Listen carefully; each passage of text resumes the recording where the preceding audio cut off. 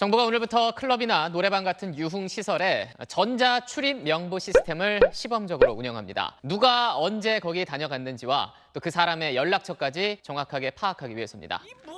이 뉴스 다들 보셨나요? 지난 이태원 클럽에서 일어났던 대량 감염 사태 당시 출입 명부의 허위 기재 비율이 높아 추적이 어려워지자 정부에서 이런 대책을 내놓은 것인데요.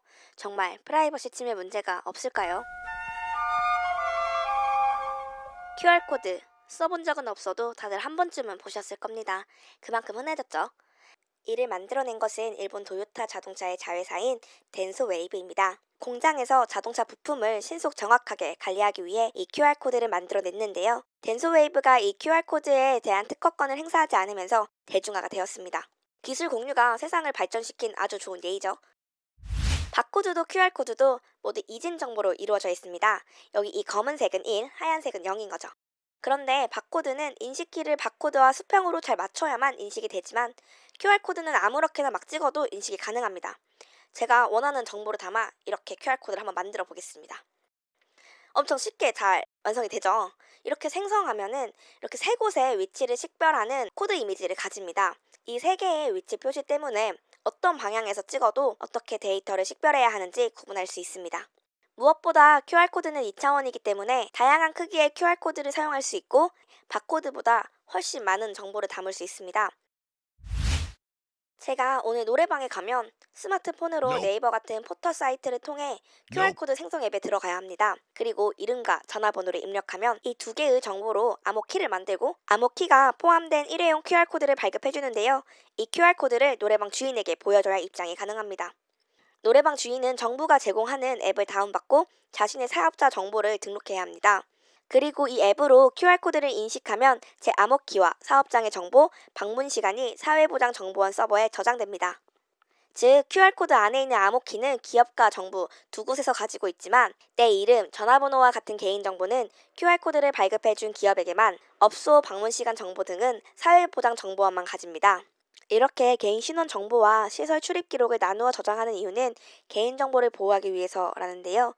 사회보장정보원에 기록되어 있는 제 암호키는 사회보장정보원에서 풀 수 없고 QR코드를 만들어준 기업만 확인해줄 수 있습니다. 제가 방문했던 노래방에서 확진자가 나오면 방역당국은 그 시간대에 노래방에 방문했던 암호키들을 사회보장정보원에 요구해서 받아낼 겁니다. 그리고 기업에게 해당 키들에 대한 개인정보를 요구하면 기업이 키에 담긴 개인들의 정보를 풀어서 방역당국에게 제공해주겠죠.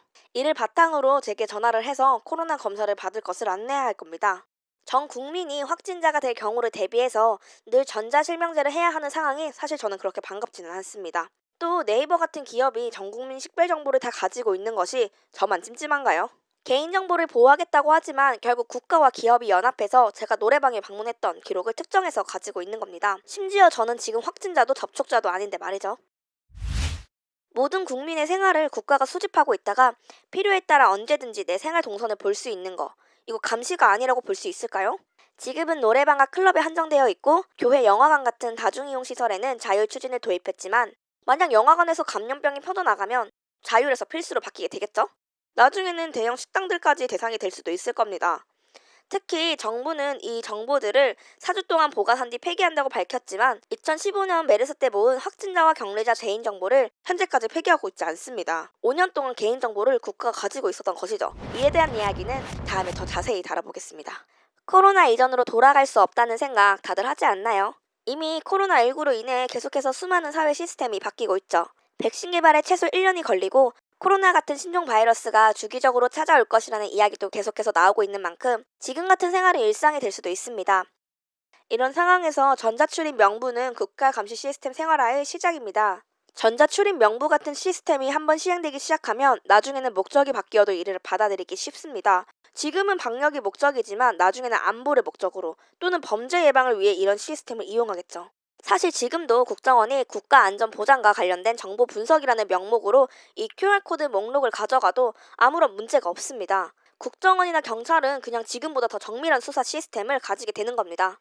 코비드19와 인권유엔 사무총장 정책 보고서에서 긴급 대응 기간 동안 지금은 정당화되는 사항들이 위기 이후에도 표준화가 될 수 있다는 것을 유엔 사무총장은 경고하기도 했죠. 공중보건을 목적으로 일정하게 기본권을 제한할 수 있다고는 하지만 그것은 목적에 필요한 최소한이어야 합니다. 우리는 코로나19라는 특수한 상황에서 범죄자나 당하는 신용카드 추적과 휴대폰 위치 추적 같은 수사 시스템이 동원되는 것을 이해했습니다. 그리고 이런 적극적 확진자 동선 추적이 좋은 성과를 낸 것은 맞습니다.